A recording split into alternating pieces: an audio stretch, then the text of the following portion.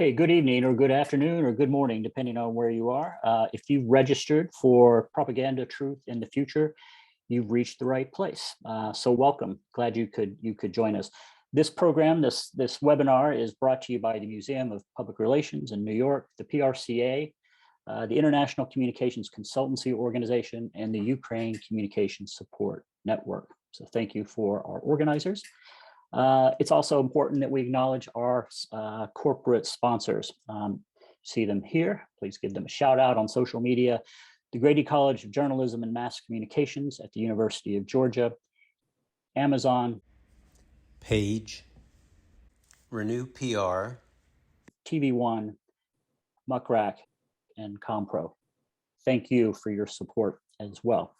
We have a fantastic panel assembled for you today, and I'll enjoy hosting a conversation with them over the next 45 minutes. I'm sure this is going to be full of insights and perspectives that are pretty much impossible to find anywhere else on the web. So thank my panel, or let's thank our panel, and thank you for joining us. And I would ask if you hear anything particularly interesting or inspiring, feel free to share it on social media. Just use the hashtag UkraineComSupport, all one word, and other people can find it. Now, let me get straight to the panel. First, I should say myself, I'm David Gallagher. I'm co-chair of the Ukraine Communications Support Network. My co-chair joins me. I hope I can call her my friend, the tireless, inimitable Natalia Popovich. She's also founder and president of One Philosophy, a leading PR agency in Ukraine, co-founder of the Ukraine Crisis Media Center, as well as a past advisor to the chief of staff of the Ukrainian president. So welcome, Natalia. Also, Volodymyr Yermolenko, he's analytics director at Internews Ukraine, one of the leading Ukrainian media NGOs, English language. And Todd Helmus, he's a senior behavioral scientist at the RAND Corporation, a member of the party RAND Graduate School, and he specializes in disinformation, terrorism, and social media. So really a fantastic panel, and I hope you'll enjoy, learn, and be inspired by their comments. Before we get into kind of the meat of the conversation, I just think it's helpful for context and on a personal level to understand what's really happening. And I'd like to ask maybe Volodymyr first, just what's happening for you right now? How are you holding up? How have you been coping? What's your life like? And I'm asking as a human, not necessarily as a communicator. Thank you very much, colleagues. Thanks for inviting to this conversation. The time is very difficult psychologically and physically because those of my friends who went to the war are basically in the war, and many of these people don't have any war experience. And of course, we are very much, how to say it, worried about their lives and the lives of their families. Those of us who are staying either in Ukrainian cities or abroad are living in a constant flow of necrologues, and our social networks are just full of necrologues. And for example, today there was a news about Roman Ratushny, who is one of the leading Ukrainian civic activists, 25-year-old young man who just died on the front line. We have recently a report about Masi Nayem, the friend of Mustafa Nayem, the brother of Mustafa Nayem, heavily injured in the hand, and hopefully he survived. But it seems that he will not. He will be half blind, and there were lots of news like that, and lots of young talented people who came to the front are unfortunately not with us. We don't know how much this war will take place. So maybe a month ago, the situation was, the time horizon was a little bit maybe more utopian. We were hoping it will end soon, but the more we entering in the summer, the more there is careful understanding that it can last very long time. And unfortunately, on the front line, people are saying that supplies of weapons from the West are not very quick. and soldiers are basically Ukrainian soldiers are relying on this old weaponry that they have.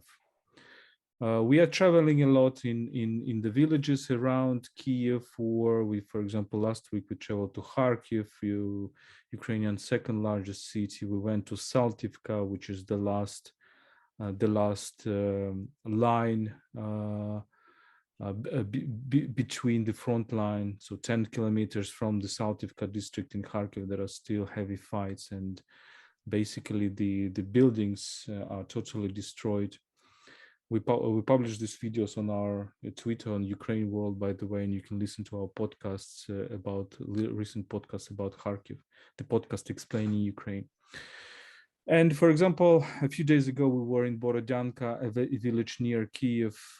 Probably you've seen horrible images from the 9th floor buildings, which, for example, there are 3 parts of it, and one part is just gone.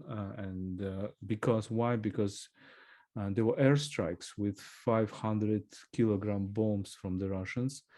And as we asked the local people why Russians shelled these 9th-floor buildings, residential buildings, they were saying that Russians told them that it was a revenge for the resistance. So Ukrainians were throwing Molotov cocktails against their tanks. Strangely enough, Ukrainians were not happy with Russian tanks in their towns, and they were just revenging and sending bombs, throwing bombs to the residential buildings. In Borodyanka, for example, people are coming back, so it's very surreal when you see these burned buildings, but at the same time, lots of children playing on the playgrounds just on the front of these buildings. So this is a very, very, very difficult. Ukrainians are very resisting bravely, courageously. We need support, but we also need a certain understanding that Ukraine should win, and Ukraine needs more support to win. Psychologically, Ukrainians are ready for this fight, but of course, psychologically, the life is very difficult. I can't even imagine, but thank you, Volodymyr, for sharing that and for making your perspective available to the audience. So thank you, Natalia.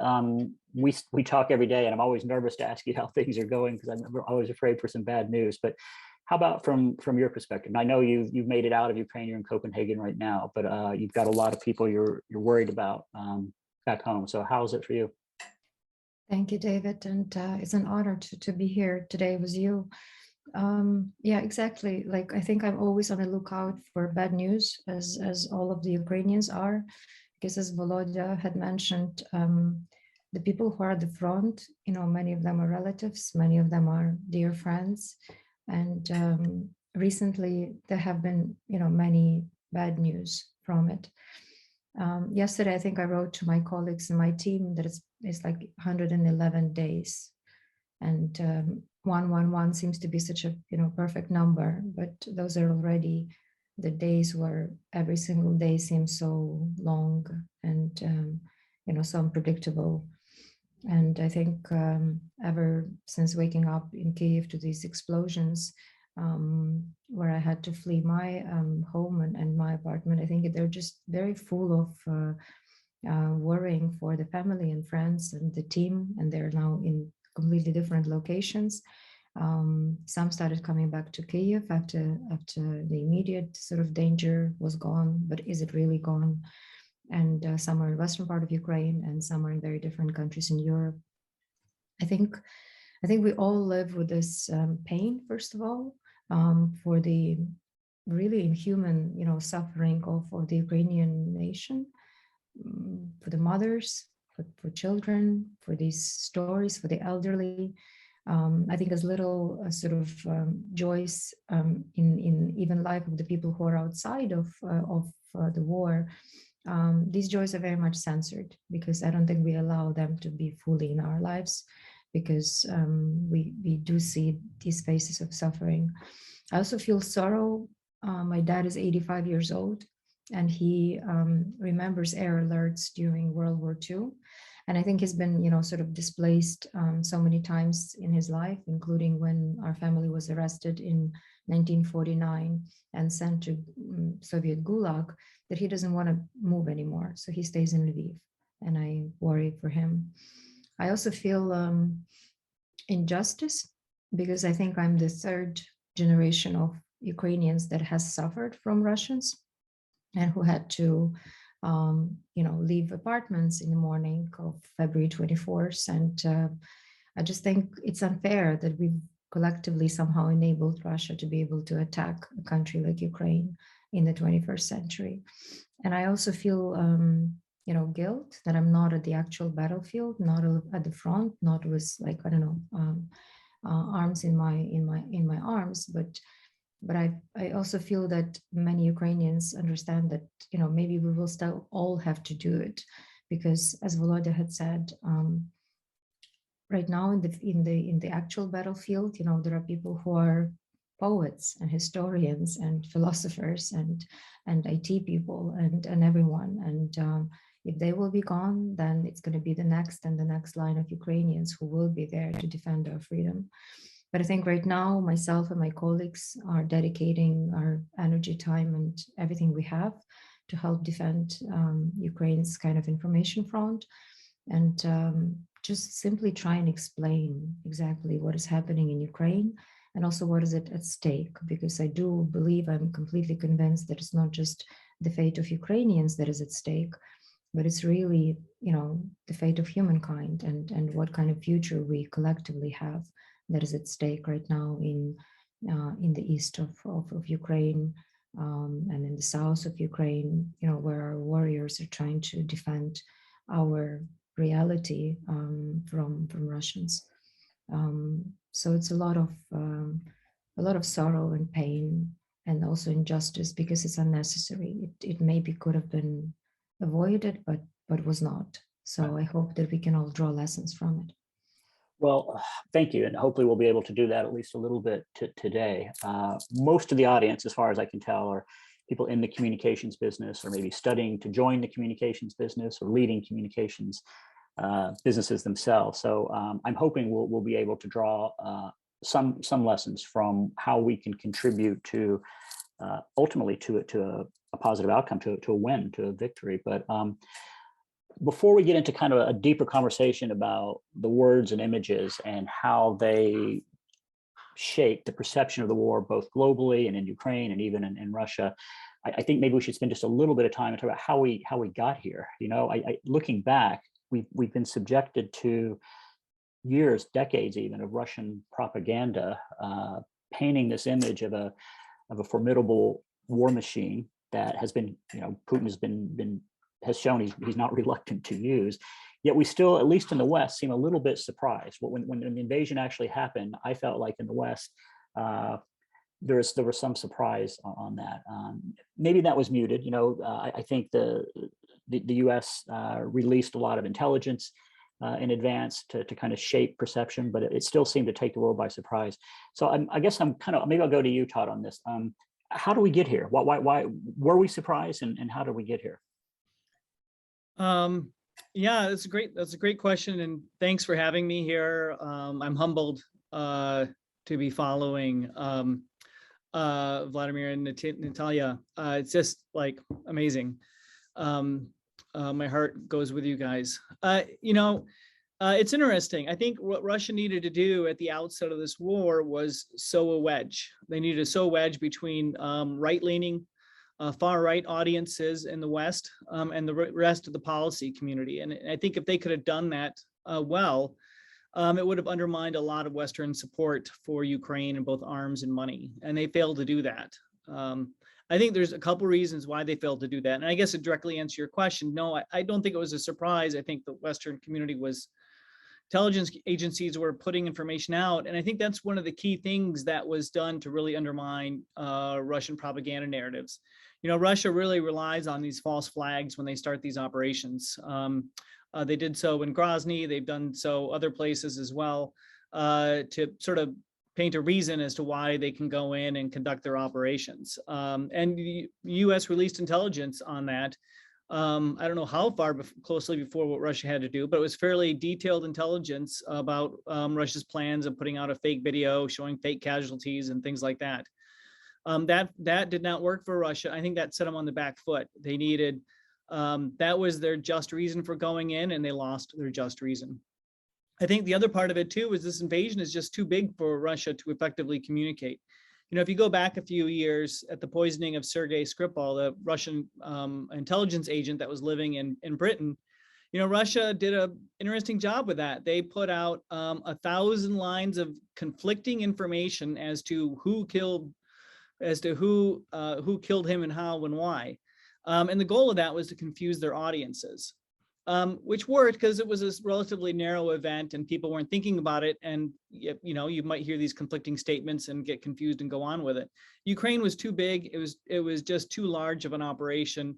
It was too predicted. It was too large to sort of work this fire hose of falsehoods. So the Russian invasion, you know, actions speak louder than words, and the failure of Russia to conduct effective operations early on really undermined any effective campaign they could do. And you know, you just can't use a typical PR strategy for something like that. Thanks, Todd. And Volodymyr and Natalia, is that ring true for you inside Ukraine? I know you weren't specifically or particularly surprised, but what's your view on how we got here and how the information war heated up right before the invasion? Well, if I may start, I think the debate around propaganda was a little bit mis-centered. It was centered on the word disinformation. I personally criticized it very much. I think that the key word around propaganda is dehumanization. So it's really focused not on the questions of facts or lies. It's really focused on the question how to dehumanize your opponent. And in this way, Russians succeeded inside their country. They did not succeed probably in America or in Europe, although they tried, because they tried to portray Ukrainians as Nazis. They partially succeeded, but globally not. But they did succeed inside Russia.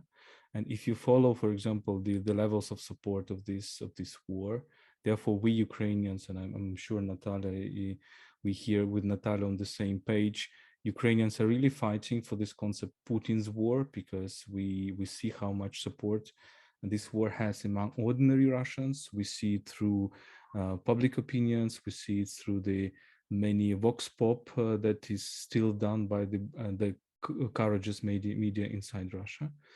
And we see it also through the personal contact, which is a very important source of information, the personal contact that Ukrainians have with Russian soldiers during the occupation.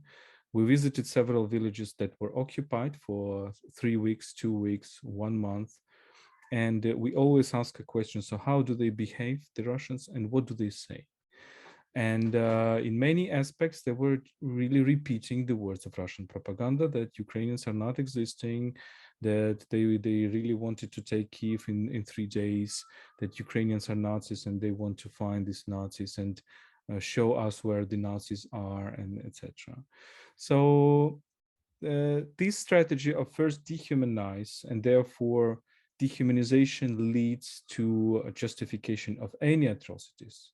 If you're convinced, if you have convinced your soldiers that your opponents are not humans, they're Nazis, they're killers, they're perpetrators, that basically opens up the room for violence, because the violence is justified. You can do anything with them. And therefore, for example, when Putin was telling lies about genocide done by Ukrainians, he was doing that to justify his own genocide against Ukrainians.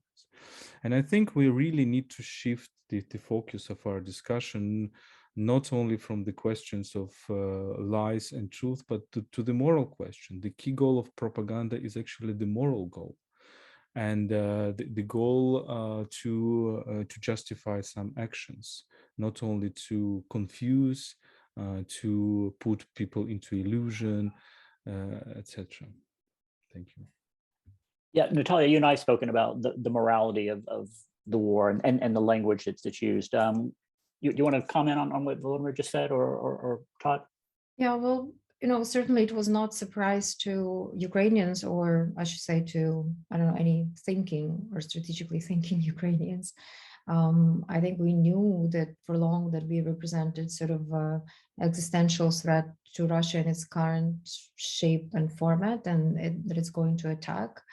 I think ever since Russia attacked Georgia and went completely like on a course to recreate some version of this Soviet empire, it was clear that Ukraine would be next. And first of all, we've had wars since 2014, since they annexed Crimea, since they worked against the goals of the Revolution of Dignity, since they, started war in the east of the country. So we knew.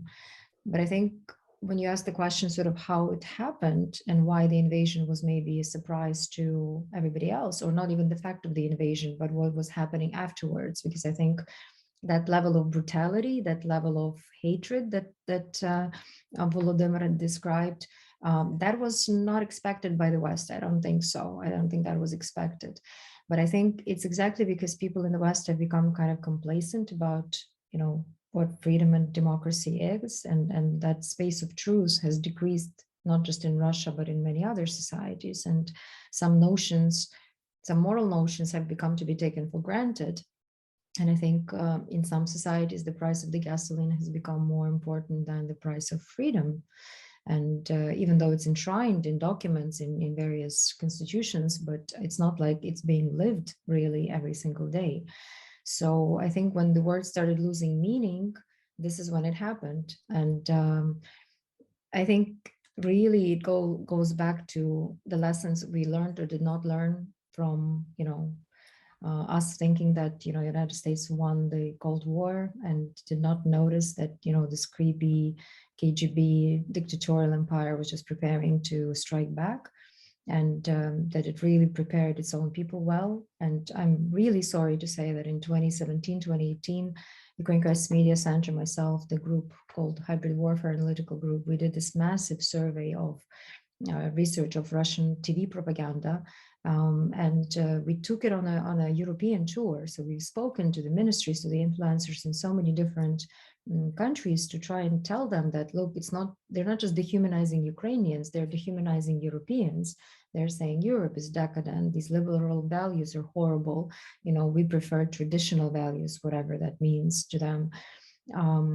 It was all over, not just against us, but nobody really listened. So I think only Sweden started preparing its own population and becoming, educating it more about the resilience to things like that. And also Russia, I think, prepared its population well because it resurrected Stalin. It completely weaponized history. It even romanticized, everything that was horrible about World War II. It also exterminated all of the people that could say no, like Politkovskaya and the cohort of any decent Russian journalists who were either killed. And then the same happened with decent, not imperial and liberal political leaders like Boris Nemtsov. And you don't really see anybody in the political spectrum in Russia who could be better, because again, it's not just Putin, it's a whole cohort of people among the political establishment and in the society that simply prefer that way of thinking. And then I think, it's kind of addressing that Russia manipulated completely globalization and the openness of all of the financial systems and the greed of, again, lack of morality or greed of consultants in so many countries and markets who were taking Russia to places where it should never have been if properly risks were all, calculated. And we speak with Pierre Museum in New York, so you all know the story of democracy, elections, and Trump in the States. So I think it was not expected, because it was not expected that these people in Russia will decide to prefer having broken spirit and not wanting freedom, and preferring to destroy rather than to create. It's easier in some ways to destroy than to create, and it's easier maybe to obey orders than to come up with different new frameworks for the world, which we need. So that's what happened, I think. Yeah, personally, I guess I was I was worried in the run up to the war that there would be an invasion. When I heard plenty of people, including clients that I was advising, that they thought that this was a negotiating tactic or a bluff, I didn't really think it would be. But I have to say, I was shocked, and I'm still shocked by the brutality and the atrocity, the daily atrocities, which for me militarily seem unnecessary and almost counterproductive for a military effort. But to all the points that have been made, I guess that's what you have to do if you're trying to keep your population under control and you're trying to justify your own horrible actions. You have to follow through in the most violent way possible. So I have to say, I did not see that coming. You know, if we shift to what's happening now, I mentioned I was listening to a discussion. I wasn't on the panel with Dashna Zarivna, and she made some interesting. I don't know if you know her. She was speaking, I guess, for the Ministry of Foreign Affairs, but she talked about permanent narratives and then more dynamic narratives. And the permanent narratives she talked about were just questions about the legitimacy of Ukraine, the Nazification of Ukrainian leadership. These were stories that should have been repeated for years, and maybe they've been repeated more loudly or more frequently lately. But then there are dynamic narratives that are produced to respond to the anxieties of those on the West or issues as they arise. So things like food supply questions, gas prices, and that these narratives are in some ways more damaging because they exploit our own anxieties or concerns, or maybe drive wedges between alliances. So I'm just wondering if you have a view on that. And Todd, I saw you nodding your heads. I don't know if that rings true to you or if you have a different point of view, but I'll sure. I'll go to you. It's going to be a long war. And of course, the war has caused some hardships in the West, nothing compared to what's happening in Ukraine, but that is sort of beside the point, right? I mean, gas prices are higher. I mean, now there's going to be issues of grain, and, you know, so there could be images on television screen of people in Africa starving and elsewhere. So there is a price that the people in the West are paying. And I think it behooves Russia. Russia would be very smart to emphasize that price. I mean, these things are happening. And so for them to communicate that, I think is pretty wise on their part. Because, you know, this war is not just going to be fought this week. This war is going to be fought over the next coming months, maybe even longer. And anything they can do to weaken Western resolve in the long run will be good for Russia. Volodymyr, Natalia, any views beyond that?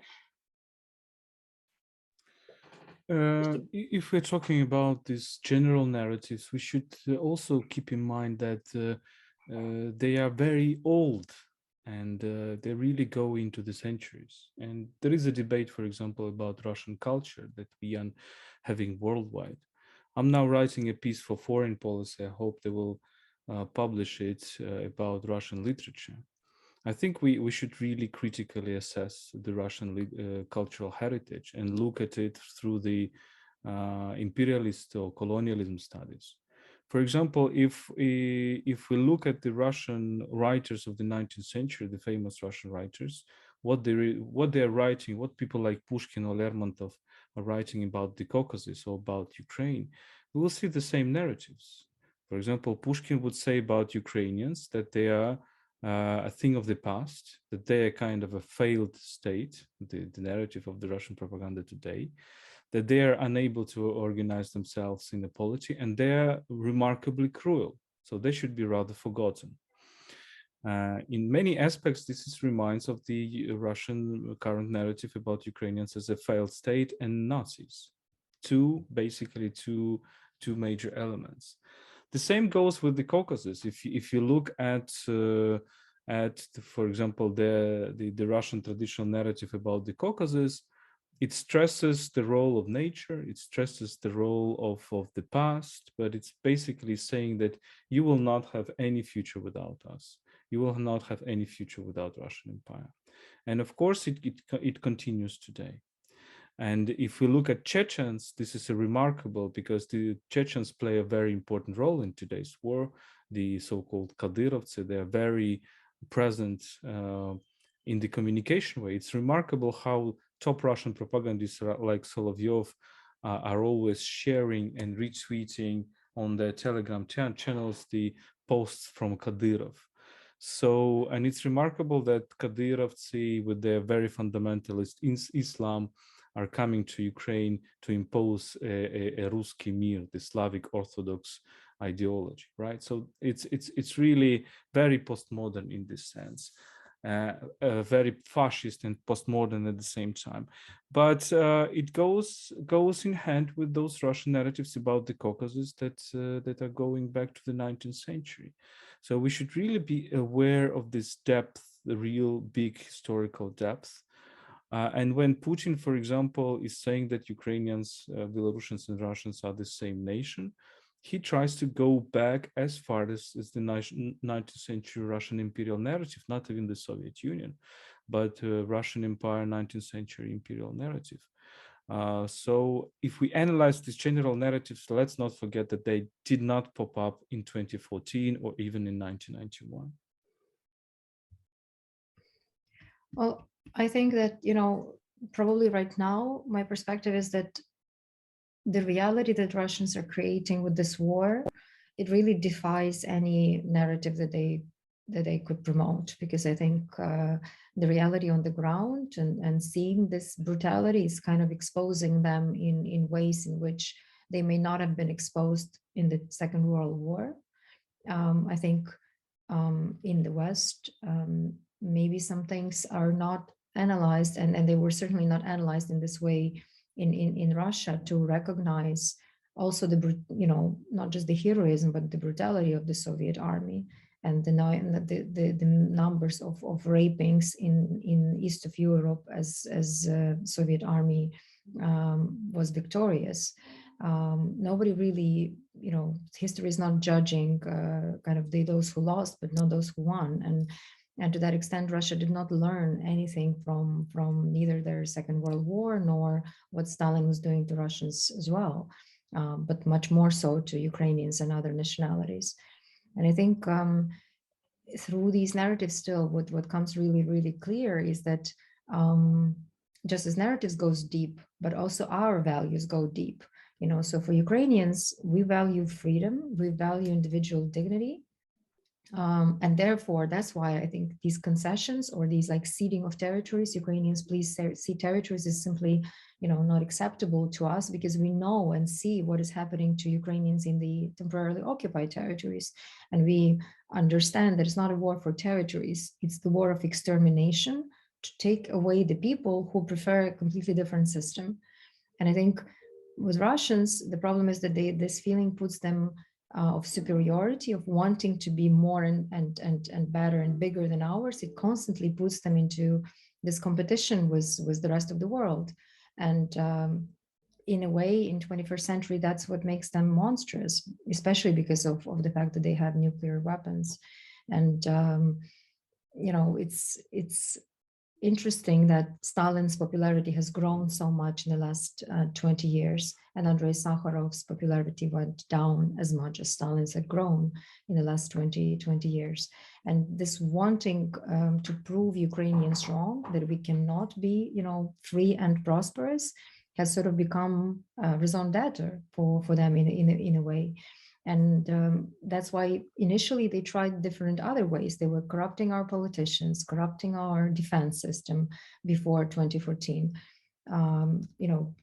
influencing economically, buying out Ukraine economically before they resorted to war. So there were all kinds of other methods to undermine our statehood and undermine, what we stand for as a country. But again, Ukrainians' traditions of democracy and freedom, they go back to Kiev Rus, they go back to the laws that were connecting us, and just as family ties to Europe, centuries ago. And just as Kazakh state was their constitution and liberties, and does run in the blood of the people who already right now are defending Ukraine's freedom in the East. And that's something that is very difficult for Russians apparently to grasp. Because when we don't like our leaders, we get rid of them. That's what we did with Yanukovych, who fled to where? Russia. So it really goes through centuries and through many years before. Right. I think I'm going to go to a couple of questions from the audience. I could spend all night asking things that I'm curious about, but I want to make sure we give the audience a chance to ask. I think one has come up that we mostly have addressed. Christina in Helsinki, thank you. It's good to see you, Christina. She asked if the massive dehumanization and the level of atrocities comes as a surprise. And I think we've said, sadly, no. But if anybody wants to amplify on that, raise your hand. But while you're thinking, I'll go to the next question, because this is kind of the question of the day, really, but it's coming from, I think, an interesting perspective. And this is from Kayla Casillas. And she says, many facets of the conflict have become massively popularized online in America and other OECD countries. But some of this discourse has been criticized for being performative and based in aesthetics rather than activism. So her question is, how do communicators make real, earnest attempts to fight this crisis through our work? And I know, Natalia, not to put you on the spot, you and I have talked about this a lot. You know, how do businesses and brands and politicians in the West do more than the photo op and actually put the morality of these questions before the imagery of performative behavior, but photo ops? How do we do the right thing? Well, yeah, exactly like you said, we've talked about it for so many times, it feels like it's already an answered questions. Maybe I could start with the first one. No, unfortunately, it's not a surprise. Unfortunately, this is exactly what, at least in western part of Ukraine, where I'm from, the atrocities of the Soviet army that were recapturing Lviv, for example, my hometown.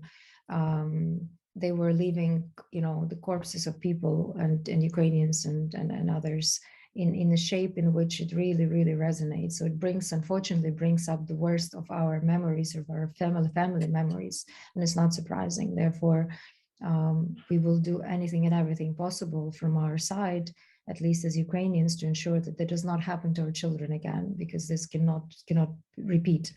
But in terms of what brands can do, I think first and foremost, it's sort of not to say that you exit Russia, but actually leave. I think it's just so important to, and maybe this is a trigger, how would you explain your behavior as a corporate brand today to your children and grandchildren? How will you want to be judged from a perspective of 50 or 60 years from now? And if you have a chance to write off that $1 billion of losses, maybe because you made a wrong decision to be in a place like Russia in the first place, which, for years has not been known as a democracy or as a free market, really, but large enough market for brands to want to be at. And just leave, just stop providing Russia with the tax return, with the tax revenues that continues to feed the war, which produces the atrocities that you all now have a chance to see. And I think this is a critical difference with the Second World War. In Second World War, there probably have been people who could have said, I have not seen this. I was not in Auschwitz-Birkenau. I have not seen this. This was not on my media. I did not know. Now, also thanks to the heroic work of the media who have stayed in Ukraine for long enough to show what is happening on the ground. So it's not even Ukrainians that are telling or showing, but it's also representatives of the international media who are seeing that. We see that. And I hope that is a good reason enough to really review why are you staying in Russia, and not use excuses like essential goods. We're providing essential goods to Russian economy. You're still paying taxes. So if you can leave Russia as a state, as a market, you will already be helping Ukrainians in victory, and you already will be extending the territory of freedom and democracy in the world potentially.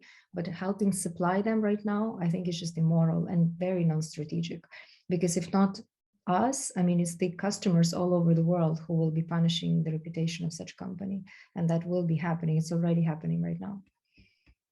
Thank you. Todd, Volodymyr, anything you would add to either one of those questions? No, not really. That's fair. That's fair. Volodymyr, anything to add? I would add about this question of atrocities. Ukrainians really have a big experience of this specific moral climate of Eastern Europe and a Soviet space, post-Soviet space. Maybe we understand it a little bit better. because the way to understand it comes through even more through psychology or even psychoanalysis. Therefore, for example, my good friend Peter Pomerantsev, his latest texts are always going into the field of psychoanalysis, and that's very good. I advise you his latest column that will probably appear about the word humiliation, because it very much echoes my ideas. And I once wrote a text, call it Sado-Putinism, even before the war. What I meant by this, I meant that the specific form of relations in the Russian society are a form of relations where there is always constant violence. Violence is a kind of a fabric of a society where there is no horizontal line, very little present horizontal relations between individuals, but where you are either dominant or submissive, right? In a very specific, including kind of a sexual political terminology. Therefore, Russian narrative, one of the Russian narratives, if you follow this, was kind of a sexualization of politics. And therefore, Putin's metaphor about necrophilic act with regard to Ukraine before the war was not something surprising also to us.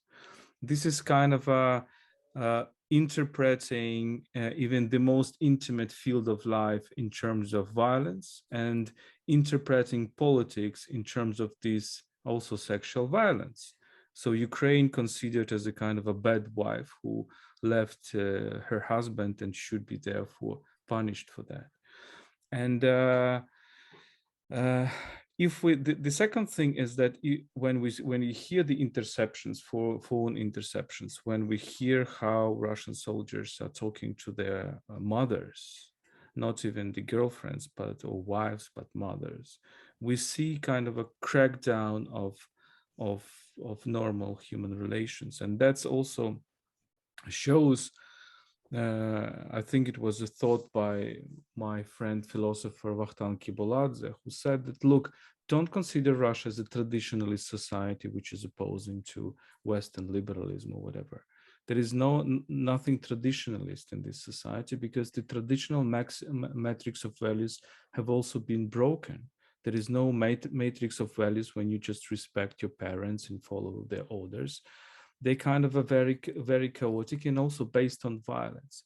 What I'm leading to, if a person lives in a world where he or she understands that the only way to communication with the others is only violence, meaning that either you are suffering from violence or you're committing the violence, you have only two options.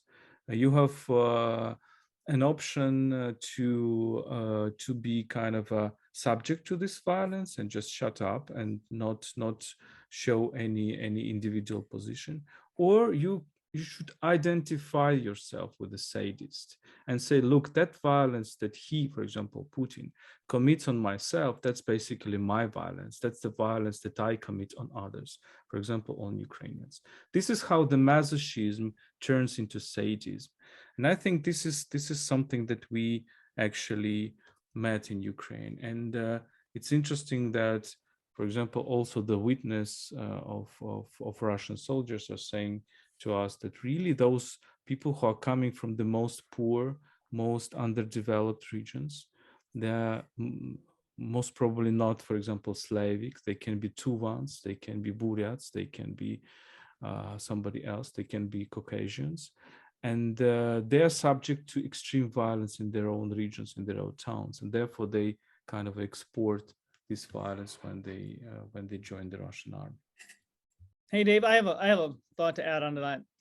How can communicators help with the fight right now? I'd say there's a couple sort of things on sort of what I would think of a wish list. One is I think like the war is brilliantly messaged on Twitter.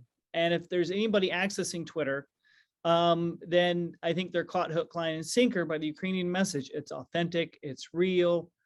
It's not just staged footage of a burning tank. It is just natural captions, right? And it's It's like the engineer captain that helped bring down the Russian pontoon bridge and destroyed almost like several battalions of Russian soldiers, right? He puts out a tweet and tells a story about how he helped bring that operation to fruition.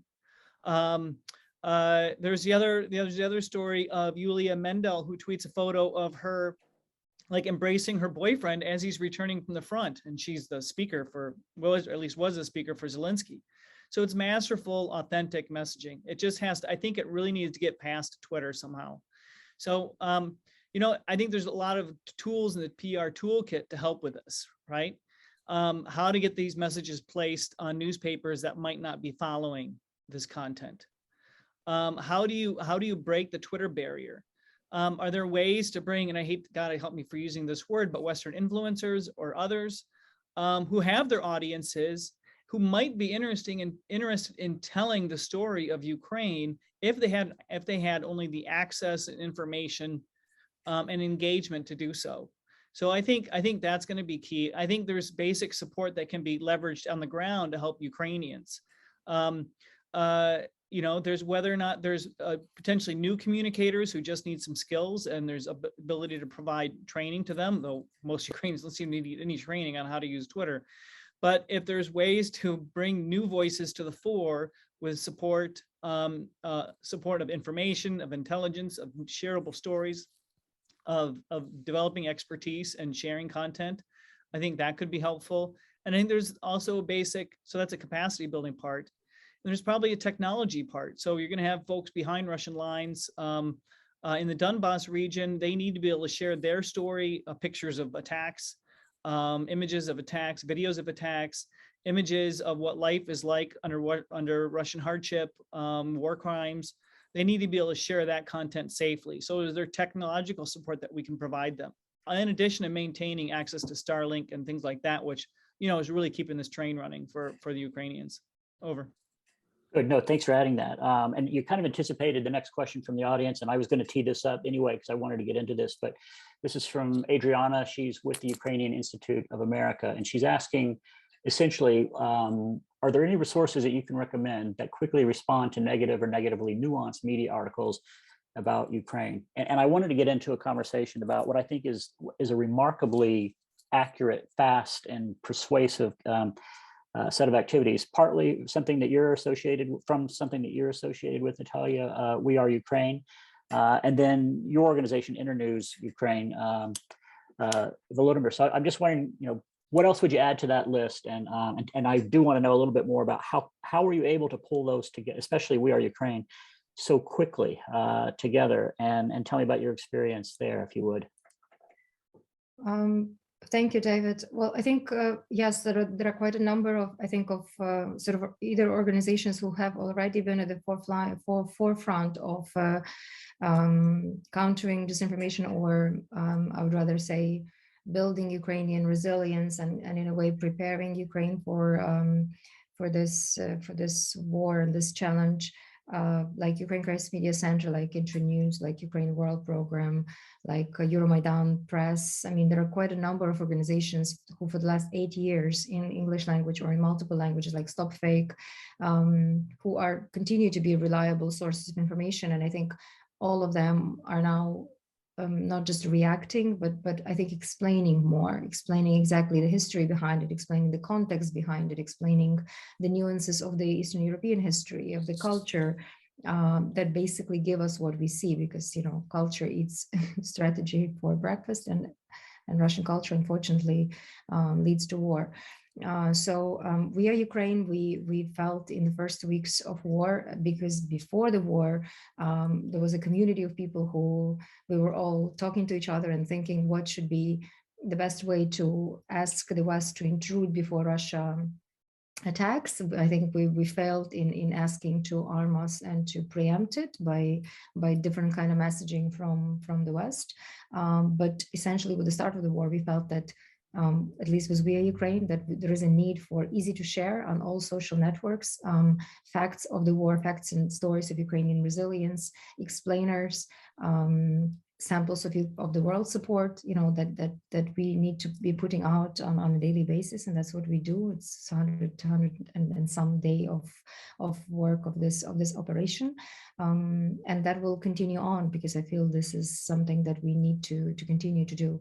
Also, you may begin to see, and I'm so glad that like Volodya began to publish more in the leading international publications. We do get more requests for either interviews or comments on these deeper, nuanced issues. And I think this is where we need to have Ukrainian voices, but not only Ukrainian voices. I think we need to have more of the Eastern European voices. We need to have more the voices from the Baltic states, who just as us have been putting a lot of the warning signs, but always have been sort of neglected, saying, well, you're biased. Well, we are biased for good reason, because we have shared the border with a country that has behaved in a certain ways for centuries, and we have something important to tell the others.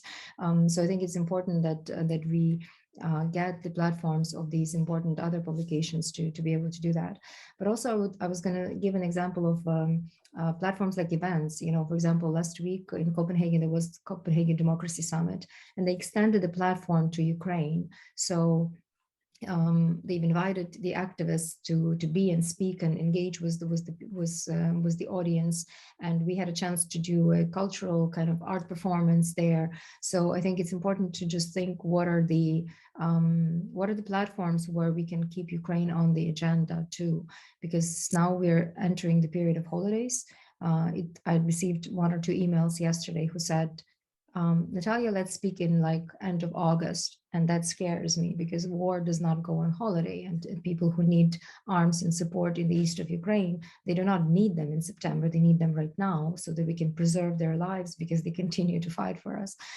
So I think those are kind of the mechanisms that we need to keep going. And I sincerely hope that everybody who is involved in that will have perseverance to keep on, because many of these activities continue to be volunteer activities or being funded by entrepreneurs like myself in the case of We Are Ukraine. So I hope we can sustain that effort for as long as we can.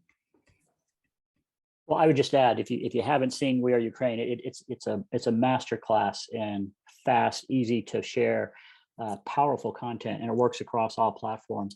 And in fact, I'll just use this opportunity maybe to make a pitch for some of the work that you and I are also doing, Natalia. There is a newsletter that's available. It's in English right now, where we try to share content from around the world that could be useful to be either amplified, translated, reused in different contexts. And I can't urge people enough to share this on your own social media feeds. You have much more impact than you might realize, and you start to legitimize conversations about things that people might otherwise feel uncomfortable with if they see you sharing content. So take a look at at our newsletter. We try to include links regularly to We Are Ukraine, to content from Internews Ukraine. By the way, Volodymyr, your work to document what you're seeing, I can't imagine how painful that must be, but I can also anticipate how essential that will be for years of scholarship, but also as it shapes opinion right now. So thank you for that. I want to look a little bit, if we can, just into the future. And that's a terrible thing to do in a war. And I also don't want to reduce a war to our or my glib analysis of the PR activity around it. But I would like to maybe think a little bit from each of you, what's next on the narrative, assuming that we're in for a long, bloody conflict. What sorts of things should we be looking for? What should we be on the watch out for from Russia? And what sorts of counter strategies should we be thinking about from a communications perspective? I'll go whoever wants to take that one first. Let me start, maybe just follow up to the previous session about Twitter. For example, Ukrainians are incredibly active on Twitter, and including ourselves, Ukraine World. You can follow us on Twitter. We have 200,000 followers, I think, and it's not the best results. Some of Ukrainian media, like the Kyiv Independent, they have 2 million followers, and some particular journalists, they might have 1 million or 500,000. So I think Ukrainians are pretty okay on Twitter in English language, but what worries me is other languages, other cultures, especially, for example, the French, the German, especially maybe the other continents, Asia, Africa. We are talking a lot about it, the need of our presence there. As for the future, I think one of the key dangers right now is to have a situation when this war is delayed, is prolonged, and is localized, and we see that this can be a kind of even beneficial for some countries. To see this war really kind of an extension of the conflict which started in 2014, to see it kind of a maybe wider but still a localized war. And I think that explains those delays in weapon supply which we see from, for example, European countries, from Germany and from others. And I think this is a big danger, because Russians can use this time to be better prepared, to defend the newly occupied territories. And of course, this is a war of exhaustion, and this is a war of economics. The war always depends on economics, and therefore, Ukrainian economy suffers a lot, of course, from the war. But it is also important to have Russian economy suffer at least as much, because nowadays, when Russia is funding is earning $1 billion per day on its gas and oil exports, of course it can buy lots of more, can produce lots of more equipments, lots of more shells, etc. Thank you for that. And Todd, Natalia, before you talk about the future, you just reminded me, Volodymyr, to mention something else that we're doing. So this global network, we're trying to replicate country by country. We've asked now, or have had accepted 20 invitations from national leaders in the PR, marketing, advertising communities in their countries to help form local coalitions, again, to help us understand the context. How is the war perceived there? Who are the major sources of influence? What sorts of social, cultural, historical context is important? And then what sorts of content cuts through, to make sure that we're not just trying to push out American or British content and hope that it makes sense in South Africa or India, but we're trying to have locally produced content that's built out of sensitivity and understanding of the markets there. So there's a lot going on in that on that front too. But sorry, that was just another opportunity for me to pitch some things we're doing. Todd, what do you think about the future? I don't have a crystal ball, so I don't know what the next hot sort of temporary topic is going to be in the war. I just think strategically, Ukraine has to keep the world's attention. The longer this goes, the more it goes to the advantage of Russia. They will have solidified their position in the Donbass. The world will increasingly get annoyed with the war and try to push Ukraine to settle. So if that's not what Ukraine wants, they got to stay front and center of people's minds. It goes back to the things I talked about before. I think there's going to be a need to do that. There's going to be need for some sort of centralized, there's going to be, in addition to the authentic content that's bubbling up, there's going to be a need for sort of well-crafted central campaigns that can synchronize with the stuff that bubbles up. I think there's going to be, one option for getting the world's attention from local areas is the use of foreign soldiers. A lot of foreign soldiers are coming into Ukraine. They represent enormous communication potential, I think. One of the guys that I really like following is a dude named Vasquez. He's I don't know if you follow him too. Yeah. He's just a regular like Army Joe who went to Ukraine, and his stories, it's not like he even tweeted stories about being in combat, though he did do that, right? The compelling stuff was him showing the cot that he has to sleep on, or him telling the story but he hasn't slept in 3 days, or it's just the regular stuff. So you have like all these people there who have their own captive audience in their respective countries that I think is an option to take advantage of. It's just a matter of making it happen, right? I mean, a lot of the stuff that's happened in Ukraine has happened because it's bubbled up. People have their accounts, people know how to communicate, and they've been doing that. I think at some point, you're gonna have to really start working it to make that happen more so. Still be authentic, but you're going to have to start recruiting people who can start communicating to people whose countries they can speak a fellow language in. providing training and things like that. Couldn't agree more. Natalia, anything to add to that, looking at the future? Yeah, I think on a tactical level, I completely agree that it's kind of keeping Ukraine on the agenda, and I think we're right in terms of the steps of looking more towards ambassadors in particular countries and building coalitions of people who share the same values, who also feel it's an unjust war and want to help, and who will be extending those messages and trying to ramp up support in their local markets, especially in global south, where, as we know, and Russia has informed us about it, is going to manipulate former colonies into thinking that it's actually their friend, where it's not.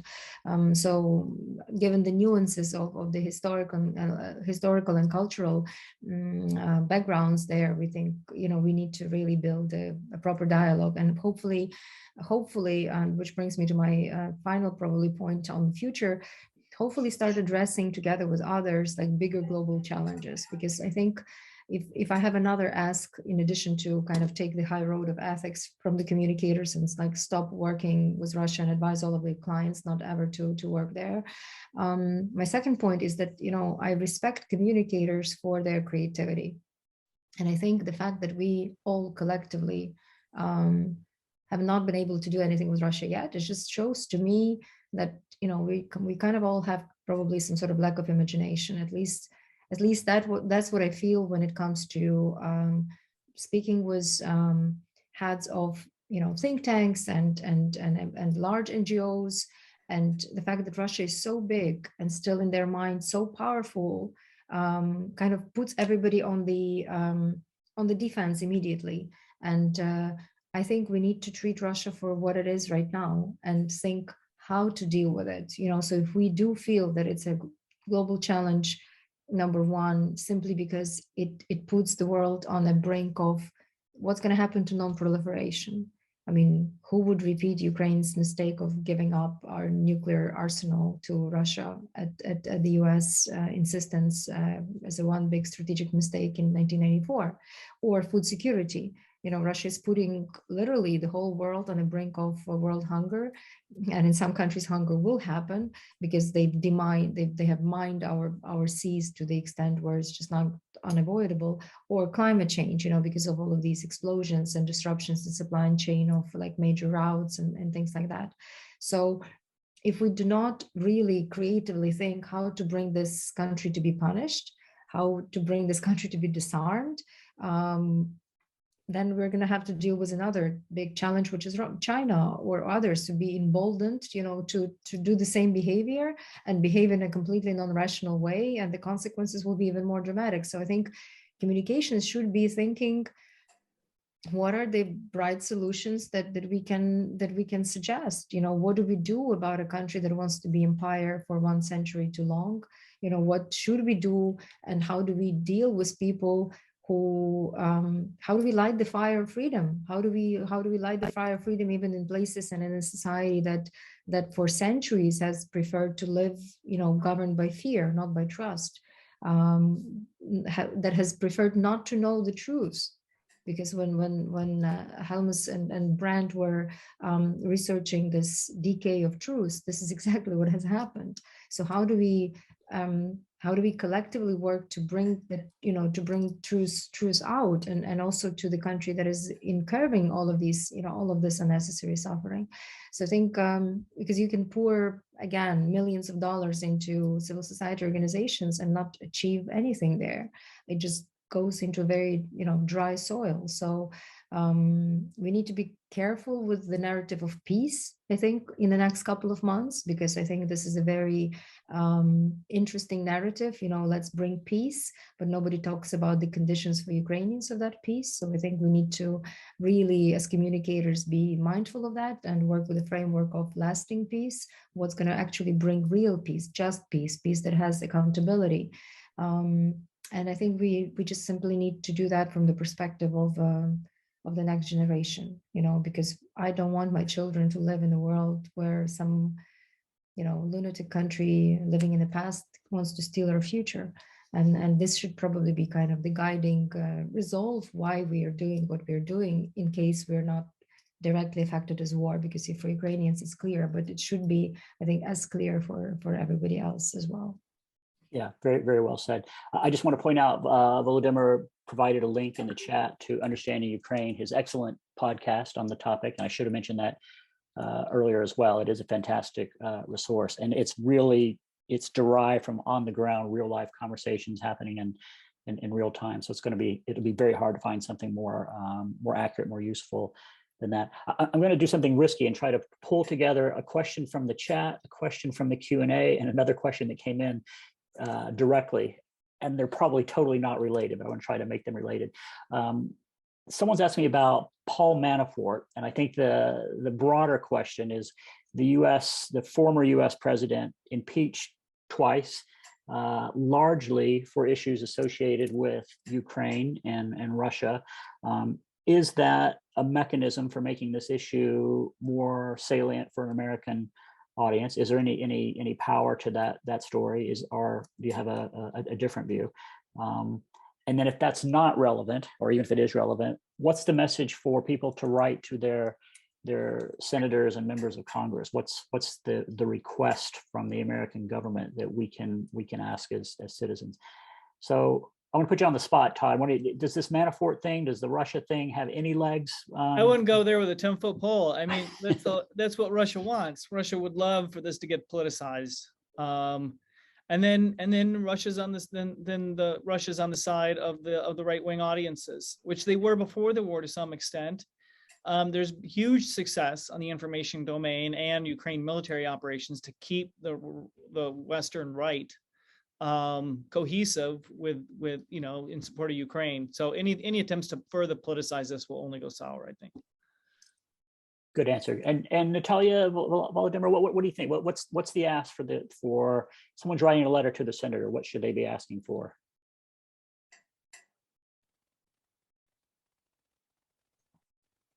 I believe they should be asking for doing anything and everything possible to expedite the delivery of heavy weaponry to Ukrainians, because Ukrainians should have the right to defend their territory, should have the right to, and not just the right, they have the right, but the ability to defend ourselves. That's something that we've been asking for long. I think the capability of Ukrainian army and our military to learn, if learning new technologies is the concern, is not a concern, because I think in the last 111 days, we've shown that they're quick learners and very, very capable. And again, Ukrainian army now are very educated people. So that will be utmost effect. But then the second one is to, put pressure on any single, again, corporation that still somehow has not been sanctioned but should be sanctioned, and ensure that Russia is as much isolated as possible, because Ukraine should be given more floor now. Somebody here in the chat is saying that Ukraine must make more storytelling about their culture. Well, Russia for years has been pouring so much of these oil and gas dollars into kind of whitewashing and exposing their culture. We unfortunately did not have that chance. So yes, but not just about our culture, but I think learning more about the region. So I do encourage everybody to read Anne Applebaum's books, to read Timothy Snyder, to read Serhiy Plokhy, for that matter, right? Read more about the region. I think that's going to give you so much more context and clues about what to do next. Yeah, fantastic. Hey, I realize we're 10 minutes past the hour and it's getting late for several members of the panel. So one quick question, and then if you have any sort of closing comments to make. There's been a persistent rumor in British and American press that Putin's actually quite ill. Any reason to believe that? Any validity to that? Does it matter? I think the U.S. intelligence community has come out that he has undergone cancer treatment, if I'm not mistaken. So I guess the question is, how sick is he? You see a lot of stuff on Twitter and other places that show like Pete cheeks all puffed up, or he's walking funny, or holding the table wrong. It's hard to know what to make of that because it's so easy to sort of screenshot and fake. But yeah. Anything else I'm on that, not- Natalia? Anything to add on I'm- that? I was going to say that I'm not, unfortunately, maybe here I'm going to sound pessimistic, but I'm optimist, but knowing a lot or having experienced a lot again with them. I'm not optimistic about that, whatever outcome anybody expects when writing or promoting about whatever disease, simply because I don't know of another alternative. Who would be the alternative? And I'm sure that there are alternatives that are equal or worse than him. I have not really met a better alternative, because I think the problem was Russian political class is that even if many of them are liberals, even if many of them claim that they're against corruption in their own country and want to improve the living conditions or prosperity of Russians, but I've not met somebody who would be sorry for everything Russia has done in Chechnya, Moldova, Georgia, Transnistria, Ukraine, and Syria and other places.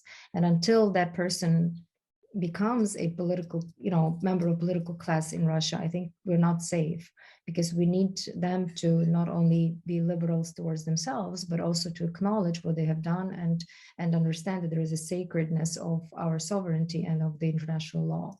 So I'm not sure we have that alternative in Russia.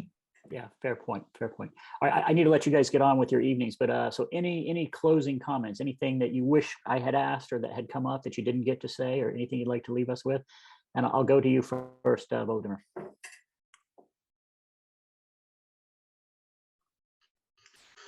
I think we had a good discussion, and thanks for your attention. And I think it is very important to keep the events in Ukraine on the radars. Unfortunately, we have our experience that we had the interest of the global community in 2014, then it went down. And let's say in 2017, 2018, it was very difficult to draw the world's attention towards Ukraine. I think we have to escape this mistake. We do not have to commit it again. Eastern Europe right now, not only Ukraine, but also Belarus, Caucasus, Central Asia perhaps, are really countries in which the history is in the making. Maybe Russia as well. I really expect that something, and one day it will be changed in Russia. Although I share Natalia's skepticism that it's not only about the changing of names, but the history is not, at least history of Europe is made in this region. It was also made in the Second World War, in the First World War, but nobody cared. First time in this long history, we see the situation when the world cares about what is going on, and I think it is very important to continue this. Thank you. Thank you. Todd, any closing comments? No, I feel a lot has been said. I think this has been a great event for me to be a part of. So thank you for having me. Absolutely, it's a pleasure. And Natalia, you'll get the last word. Thank you very much. I think we've touched upon a lot of important kind of census, topics. We should not concede. Ukraine should, Ukraine should win, and we should understand that, Cold War as a result of World War II was not good for millions and millions of people. It actually became the precursor just of everything that we see right now in 2022. So I sincerely hope that more people in the world will be able to understand that, also because of the solidarity of the global communicators that we have. Thanks to you, David, you're taking time of your life to fight for Ukraine right now. And I hope that if there are more people like that, if there are more people who are willing to take out that 1 hour, half an hour a day to retweet Ukraine's post or read something or explain something to their relatives in a far-flung, state or city, that we do actually have a chance to win, and we do have a chance to bring those responsible to justice and to set the precedent for something that will become a safer world for our children. So that's my hope. Thank you very much for being with us today. Yeah, I'll add my thanks to the museum, to the sponsors, to PRCA and ECO, and to you, the audience. I know you could be doing something else right now. I would just say, we're not just communicators. We are meant to be in the business of relationships. And what this shows to me is that our relationships span the world, and a crime against one of us is a crime against all of us. And we have to stand up and do what's right.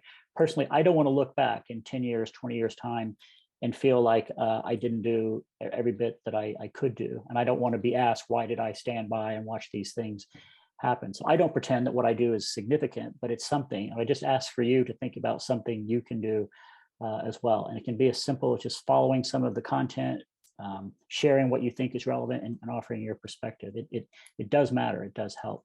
So thanks for tuning in. Thanks again to the Museum of PR. Thanks to PRCA. Thanks to ECO. Thanks to the panel. I know for two of you in particular, this is a difficult thing to talk about. So I appreciate your candor and your willingness to share your experience with us. And thanks, Todd, as well, for bringing your vast experience and perspective to the table as well. Maybe we'll be invited back to do another one, hopefully in the near future, with a very optimistic outlook. But thanks again. Thanks to our participants, to our audience, and I hope you stay safe and hope we speak again soon. Thank you.